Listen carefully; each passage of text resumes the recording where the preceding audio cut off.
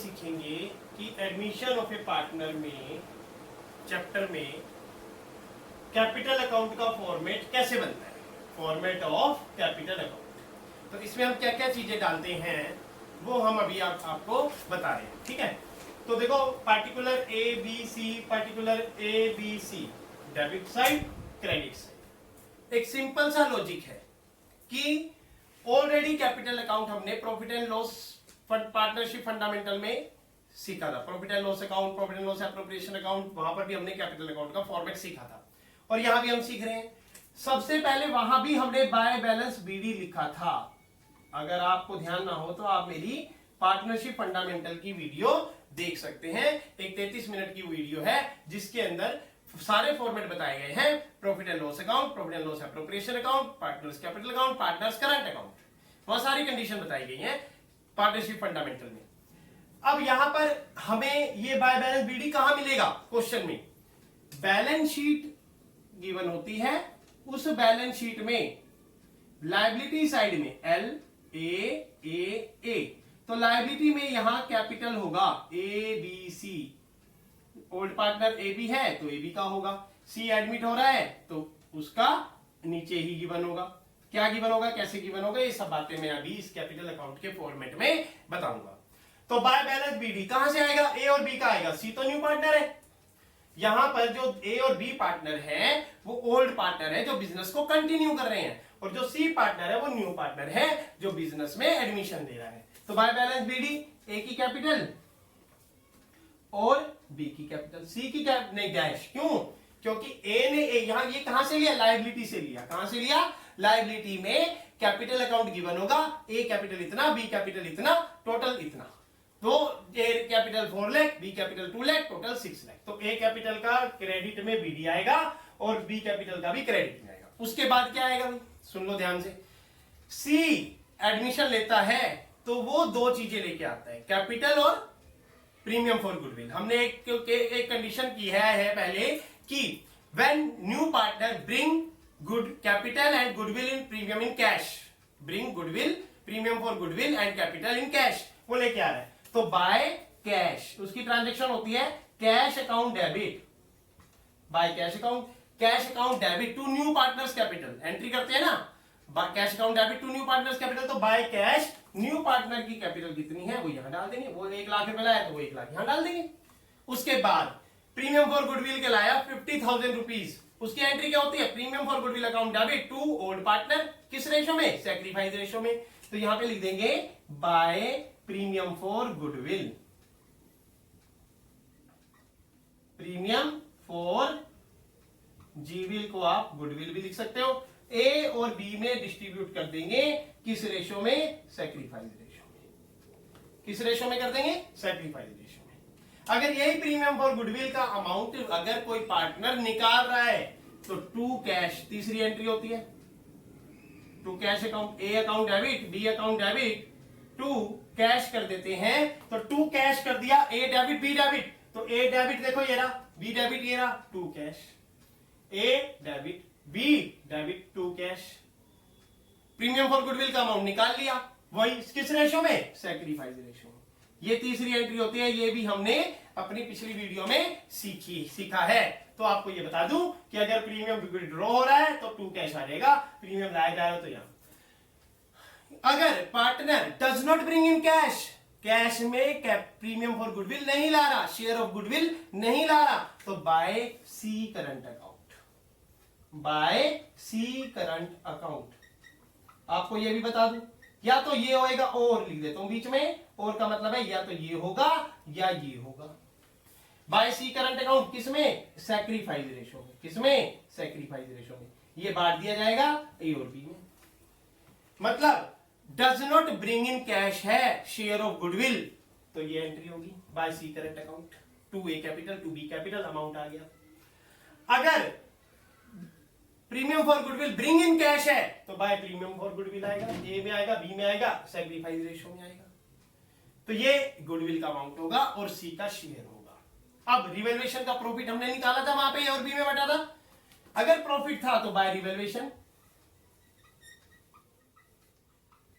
Bye revaluation ए और B में बांट दिया जाएगा। और अगर लॉस है वहां पे, लॉस बाई साइड में है, रिवैल्यूएशन में बाई साइड में लॉस था, तो टू रिवैल्यूएशन। ब्रैकेट में क्या आएगा? लॉस आएगा।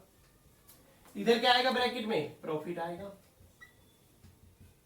ये ए और बी में बांट दिया जाएगा। ये किस रेशो में बांटा जाएगा? ओल्ड रेशो में, OR। जहां मैं OR लिखूं वो ओल्ड रेशो में बटा है, और जहां मैं SR लिखूं वो सैक्रिफाइस रेशो में बटा है। तो यहां तक आपको कोई डाउट नहीं है। अब सिंपल सा लॉजिक है, 1 2 3 4 अमाउंट ये जोड़े, इसका मायना क्या है मैंने आपको पहले भी बताया था कैपिटल अकाउंट बनाते वक्त पार्टनरशिप फंडामेंटल में, अब फिर बता रहा हूं। इसका मायना ये, हमारे बिजनेस में हम तीनों बिजनेस है, पार्टनरशिप कर रहे हैं, तो ABC, ए मैं हूं, बी आप हैं, और सी आपका फ्रेंड है, तो ए का टोटल करके इस टोटल में से माइनस कर देंगे। ए का हमारे बिजनेस में इतना पैसा रखा हुआ है, उसमें से उसका इतना हिसाब हो गया, तो जो हो गया टू बैलेंस कैरी डाउन। ऐसे ही बी का इतना हिसाब रखा हुआ है, अब बी का कैरी डाउन ये बच गया। ऐसे ही सी का ये है, सी का कैरी डाउन ये हो गया। आपको एक नई बात और बता दूं, जो कैपिटल अकाउंट के फॉर्मेट में बुक के अंदर नहीं बताई, लेकिन मैं बता देता हूं। अगर कोई पार्टनर असेट्स टेकन कर लेता है, क्या कर लेता है? कोई पार्टनर असेट्स टेकन कर लेता है और लायबिलिटी की पेमेंट कर देता है, उस सिचुएशन में क्या होगा? अगर बिजनेस से किसी पार्टनर ने असेट टेक कर ली है, तो उसका क्या रिकॉर्ड करेंगे और कैसे रिकॉर्ड करेंगे? फॉर्मेट छोटा है, मैं इसको अगली वीडियो में आपको बताऊंगा, जिससे कि आपका माइंड अच्छे से सेट हो जाए।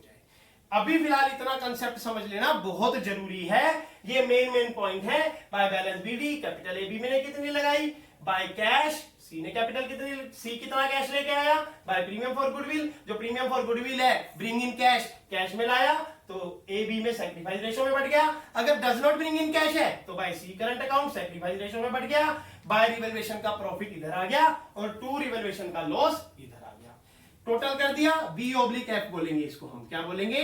B/F, balancing figure. ये भी आपको समझ लेना चाहिए कि इन चारों को ऐड किया, इन दोनों को ऐड करके माइनस किया। मान लो ये 1,15,000, 1,50,000, 25, 175 और 35, तो 210 में से ये दोनों गए। मान लो 210 में से 110 चले गए तो 1 लाख बच गया। ए का हमारे पास 2,10,000 पे था, उसमें से 1 लाख माइनस कर दिया, तो 1,10,000 आज उसकी कैपिटल हमारे बिजनेस में रखी हुई है। तो ये टोटल कर देंगे, और ये टोटल यहाँ पे तीनों का आमने सामने क्लोज हो जाएगा। किसी की लेग किसी के भी बराबर आमने सामने इक्वल होनी चाहिए। ऐसा नहीं होना चाहिए कि लेग अगर इक्वल नहीं हुई तो आपको प्रॉब्लम होगी, आपके क्वेश्चन में मार्क्स कटेंगे। अब ये जो कैरी डाउन आया है, ये इधर आकर बाय बैलेंस BD बन जाता है। क्यों बन जाता है ये भी आपको समझा देता हूं, कि इतनी कैपिटल हमारे बिजनेस में इनकी रखी हुई है इस साल के एंड में। Thank you very much. हम तीसरा फॉर्मेट बैलेंस शीट सीखेंगे कि एडमिशन ऑफ ए पार्टनर में बैलेंस शीट को कैसे क्रिएट किया जाता है। अब आप एक बात बताता हूं, अभी तक पीछे जितने भी फॉर्मेट आए उसमें मैंने लेफ्ट हैंड साइड में डेबिट लिखा था और राइट हैंड साइड में क्रेडिट लिखा था। वो फॉर्मेट थे लेजर अकाउंट के। किसके फॉर्मेट थे? लेजर अकाउंट के। प्रॉफिट एंड लॉस अकाउंट में डेबिट इधर क्रेडिट उधर, profit and loss appropriation account में डेबिट इधर क्रेडिट उधर, कैपिटल अकाउंट में डेबिट इधर क्रेडिट उधर, और रिवैल्यूएशन अकाउंट में डेबिट इधर क्रेडिट इधर। ठीक है, हम पढ़ रहे हैं admission of A partner. Admission of A partner में हम बना रहे हैं बैलेंस शीट। बैलेंस शीट में डेबिट राइट हैंड साइड में और क्रेडिट लेफ्ट हैंड साइड में। क्यों? Assets is debit, liability is credit. Revaluation account में left hand side debit, all losses are debit, right hand side credit, all profits are credit, जो हमने 11th class में सीखा था, golden rule. All expenses and losses are debit, all income and profit and gains are credit. तो revaluation account में all loss लिखा था, मेरी वीडियो में देख सकते हो फॉर्मेट ऑफ रिवैल्यूएशन अकाउंट में। वहां पे आपको ऑल लॉसेज डेबिट साइड मिलेगा, ऑल प्रॉफिट क्रेडिट साइड मिलेगा। लेकिन बैलेंस शीट एक ऐसा बैलेंस शीट मेंटेन करते हैं जिसमें लायबिलिटी अमाउंट असेट्स अमाउंट होता है, लायबिलिटी और असेट्स होती है। तो लेफ्ट हैंड साइड में लायबिलिटी है तो वो क्रेडिट बैलेंस है, और राइट हैंड साइड में असेट्स है तो डेबिट बैलेंस है, because all assets are debit, all liabilities are credit. 11th class में ट्रायल बैलेंस चैप्टर में जिससे profit and loss account, trading account, profit and loss account और बैलेंस शीट बनती है, तो वहां पर भी ट्रायल बैलेंस में बताया जाता है कि अकाउंट्स में कौन कौन डेबिट और कौन कौन क्रेडिट। तो वहां जितनी भी असेट्स आप पढ़ते हो, furniture, land and building, stock और डेटर्स, जितनी भी आप असेट्स पढ़ते हो वो सारी डेबिट बैलेंस में डाली जाती हैं, और जितनी भी लायबिलिटी पढ़ते हो, creditor, BP, bank loan, other loan, ठीक है, वो सब आप क्रेडिट बैलेंस में डालते हो। आपने ट्रेडिंग अकाउंट बनाने से पहले ट्रायल बैलेंस को देखा है, जो लेजर के बाद बनाया जाता है, तो वो ट्रायल बैलेंस का इफेक्ट भी पता लगता है कि असेट्स डेबिट में है और लायबिलिटी क्रेडिट में है, इसलिए all assets are debit and all liabilities are credit. अब क्या क्या होता है, सबसे पहले असेट्स में कैश इन हैंड होता है। क्या होता है? कैश इन हैंड होता है। फिर असेट्स में कैश एट बैंक होता है।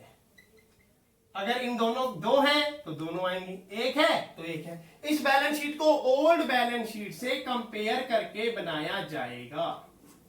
जो पिछले प्रीवियस ईयर की गिवन होती है ये क्वेश्चन में हमें गिवन होती है, इसको देख देख कर हम न्यू बैलेंस शीट क्रिएट करते हैं। अगर ये 2019 मार्च की है, 31 मार्च 2019 की है, तो ये 2020 की होगी, इस साल की क्लोजिंग होगी।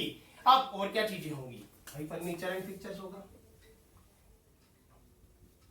Furniture and pictures, land and building होगा,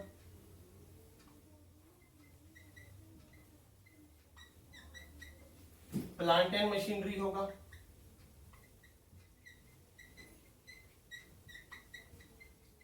स्टॉक होगा, डेटर होगा। तो ये सब बैलेंस शीट के ही आइटम हैं, जो बैलेंस शीट के अंदर आपको ईटीसी एक्सेट्रा लिख देता हूं मैं। अब आगे और भी बहुत सारी चीजें आएंगी, जब न्यूमेरिकल पार्ट कराया जाएगा तो आप उसमें देख सकते हैं, सीख सकते हैं। तो ये सारी item cash in hand, cash at bank, furniture and pictures, land and building, plant and machinery, stock, debtor. तो ओल्ड बैलेंस शीट में, असेट्स में, ओल्ड बैलेंस शीट में भी इधर असेट्स है, इधर लायबिलिटी है। असेट्स में जितनी भी आइटम है वो रिवैल्यूएशन अकाउंट से ऐड लेस हुआ है। अगर लैंड एंड बिल्डिंग वहां पर 1 लाख था और आज 1,50,000 है, तो 50,000 इंक्रीज हुआ, तो न्यू लैंड एंड बिल्डिंग 150 की हो गई। फर्नीचर एंड पिक्चर्स 50,000 का था और डेप्रिसिएशन 10% लगा था 5,000, तो 50,000 में से 5,000 गए तो यहां कितना आएगा? 45,000। तो new revalued of assets and liabilities में जो भी चेंज आएगा वो यहां पर आएगा। Okay, done. सिमिलरली लायबिलिटीज आएगा, जो sundry creditors, bills payable, BP कहते हैं शॉर्ट फॉर्म में, बीएल बैंक लोन,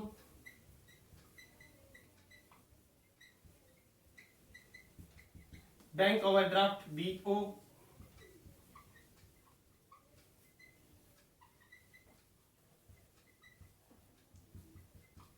तो इस तरीके से।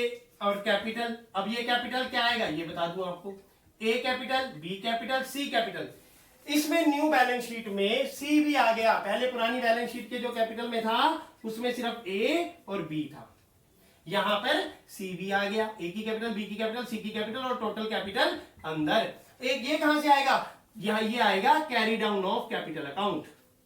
इन तीनों का अमाउंट कहां से आएगा? Carry down of capital account. आपने कैपिटल अकाउंट के कैरी डाउन से करना है। और यहां पर कैश इन हैंड के बारे में बता दूं, कैश इन हैंड हमारे तीनों पार्टनर के बिजनेस में 1 लाख रुपए था, लेकिन न्यू पार्टनर 1 लाख लेके आया, तो कितना हो गया? 2 लाख। प्रीमियम कितना लाया? 50,000। कितना हो गया? 2,50,000। फिर वो half goodwill of premium withdraw कर लेते, कितना निकाल लेते? 25,000। तो 3,25,000 टोटल। 2,50,000 में से 25,000 माइनस किया, 2,25,000 यहां आएगा। तो न्यू कैश जनरेट हो गया, ये भी ध्यान देना है। अब जब हम न्यूमेरिकल पार्ट करेंगे तो इन सारी चीजों को दोबारा सीखेंगे, और दोबारा सीखने के बाद आपको समझ आएगा। अभी फिलहाल आप फॉर्मेट को नोट कर लो। फॉर्मेट का अगर अंडरस्टैंडिंग लेवल अच्छे से समझ आ गया तो गारंटीड है न्यूमेरिकल पार्ट भी समझ आ जाएगा।